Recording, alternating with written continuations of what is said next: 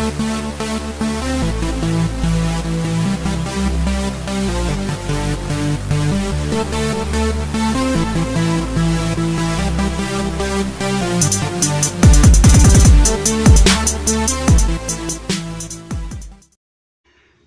happy Wednesday Racing, bayang karerista. Bago tayo magsimula, no, shoutout lang tayo saglit kay Basha ng Pasay, coming from Popoy ng Angono, no. So happy racing po sa inyo dyan, and pati na rin kay Boss Frederick Vallejo.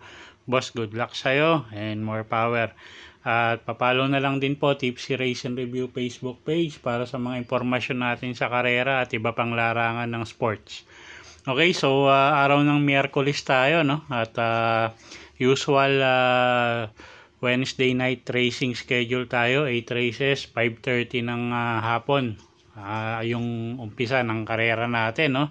At medyo may kahirapan yung karera natin ngayon. Halos karamihan sa lineup medyo anybody's race. So simulan na natin yung mga giya natin para sa araw ng Miyerkules, August 30, 2023. Okay, race 1 tayo. Class 5-5 agad to ha. So 1,200 meters ang distansya, start ng peak 5. Anybody's race agad to. First choice natin, numero 5, Navy Cat. Ipinahilat yung rerenda dyan. Gamay naman ng hinete to. At tingin ko medyo consistent naman si Kabayo, no, sa mga tinatakbo niya. So siya yung first choice natin dito, numero 5 na si Navy Cat. Second choice yung numero 4 na si Surplus Boy, sasakay ni Jan Alvin Guse. At ayun, alam naman natin mababa na sa grupo to, at dahil nga may edad na, no, medyo inconsistent. Pero tingin ko pag maganda tinakbo nito, malaki panalo ng numero 4 na si Surplus Boy. Okay, so sa race 1, first choice numero 5, Navy Cat. Second choice numero 4, Surplus Boy.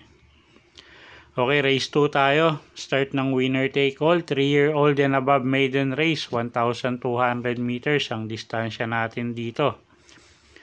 Okay, first choice natin dito, no, numero 3, Dreams of the World, sasakay ni Jeffrey Bakaykay, at nagamayan na rin naman niya to.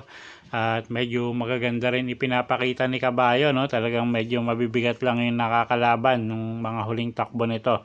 Second choice natin yung dibanderang numero 1 na si Don Pedro, sasakay ni Alison Pabilik.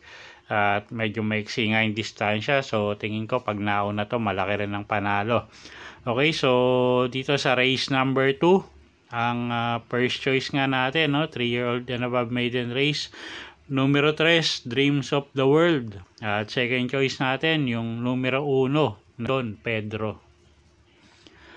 Okay, next race tayo, race number 3, class 5, 6 to 10 bracket, 1,400 meters ang distansya natin dito. Start ng peak 6. Okay, first choice natin dito, no, numero 7, Rapis Point. Jan Alvin Guse yung sasakay dyan. At tingin ko pag nilabas ng connection, malaki panalo, no? At mag-aangay yung laban niya ngayon. Second choice natin yung numero 8 na si Sun Moon Lake. Si Pienso naman yung re-renda dyan. Ito, pag nauna, tingin ko malaki rin ang panalo. So, at wala tayong nakikitang medyo matulin dito, no, kundi si Winmaster. At yun nga, so pag nauna tong 8, tingin ko malaki panalo. Second choice natin yan. Third choice, pang deado yung numero G's na si Crown Jewel, sasakay ni Patty Dilema. Medyo maganda yung numero niya ngayon. Okay, so sa race 3, first choice numero 7, Rapis Point. Second choice numero 8, Sun Moon Lake. Third choice numero G's, Crown Jewel. Okay, race 4 tayo. Class 4, 22 to 27 bracket, start ng second peak 5. Okay, first choice natin dito na numero 6, Agaron, sasakay ni A.R. Villegas, isang diremating kabayo. Medyo marami tayong nakikitang matulin dito, no? So pag nagkaroon ng lutsahan, tingin ko isa to sa pwedeng makinabang. Yung numero 6 nga na si Agaron, yan yung first choice natin. Second choice, numero 9, Lucky Leia, sasakay ni Patty Dilema. maganda yung numero niya at maipipwesto din agad to, no? Pwedeng iuna to, pwedeng isunod. So mga pangalawa or tercero lalarga to tingin ko. At kuha tayong third choice dito pang dehado, no? Yung numero 4 na si Oradas Gray, nasasaka ni Kelvin Abobo. Okay, so sa race 4, first choice nga numero 6 Agaron, second choice numero 9 Lucky Leia, third choice numero 4 Oradas Gray. Okay, race 5 tayo, class 5-5, lowest group, 1,400 meters ang distansya natin dito. Okay, first choice natin, no? Numero 2, Wild Act, sasaka ni JB Hernandez, medyo mababa na sa grupo. At sana ilabas lang ng connection, no? So, siya yung first choice natin dito.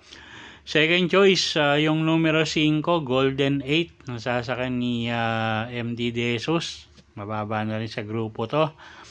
Tingin ko angkop yung distansya sa kanya, no? At isang diremating kabayo nga to. Alam ko nung huling takbo nito sinubukan isabay sa unahan, no? Pero hindi nakaremate. Pero tingin ko natural na diremate tong kabayong to. At kuha tayong third choice yung numero 1 na si Jacob Club, sasakay ni Apprentice Rider BJB Galieta. Okay, so sa race number 5, first choice numero 2 Wild Act, second choice numero 5 Golden 8, at third choice numero 1 Jack of Clubs. Okay, race 6 tayo, class 5, 6 to 10 bracket, distansya 1,400 meters. Okay, isa na naman anybody's race, no? Daming may panalo dito. So kung may kursonada kayo dito, dagdag nyo, no? First choice numero 6 Color Blast, JB Hernandez. Tingin ko gumang din yung laban niya ngayon. At yun nga, siya yung first choice natin, isang diremating kabayo. Second choice, yung numero 11 na si Thriller, Pati Dilema yung sasakay dyan. At alam naman natin yung huling tinakbo nito, no? At sana ilabas lang din ng connection. At kuha tayong third choice dito, yung numero 8 na si Barayong, sasakay ni Lester F. Jesus. Magandang pangdehado to. Okay, so sa race number 6, first choice nga, numero 6 Color Blast, second choice numero 11 Thriller, at third choice numero 8 Barayong. Okay, race 7 tayo, penultimate race, class 4, 16 to 21 bracket, distansya 1,400 meters. First choice natin, no, numero 9 Grand Majesty. Diyan Alvin Guse yung re-renda yan. Medyo maganda yung huling takbo nito, no? So tingin ko mag-uumento pa si kabayo. Siya na rin yung first choice natin dito. Second choice, numero 12 na si Basket of Gold. Sasaka naman ni Pati Dilema. At medyo tingin ko gumang din yung laban niya, no? At malaki rin ang panalo nito. So siya yung second choice nga natin.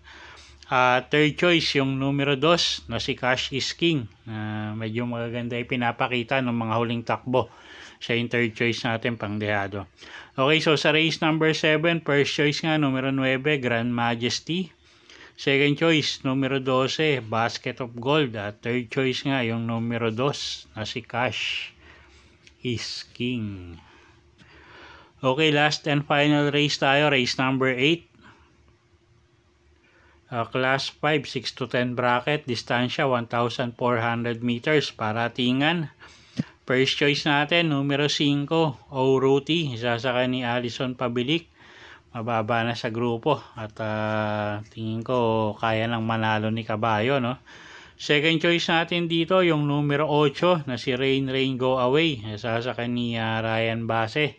At isang diremating kabayo at yun nga, mababa na rin to sa grupo. So tingin ko magandang pagkakataon na para manalo si kabayo.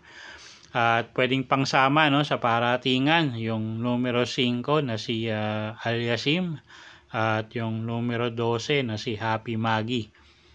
Okay, so sa race number 8, first choice nga natin yung numero 6 na si O'Ruti.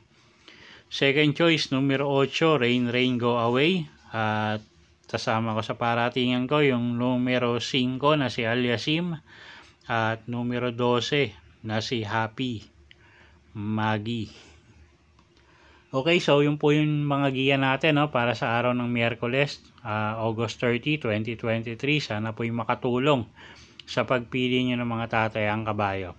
Inulit ko po, kayo pa rin po masusunod kung saan nyo itataya yung pinaghirapan yung pera. Okay, good luck po sa inyo at happy Wednesday racing, bayang karerista. Ingat-ingat po sa pananaya at araw ng Miyerkules ngayon, no?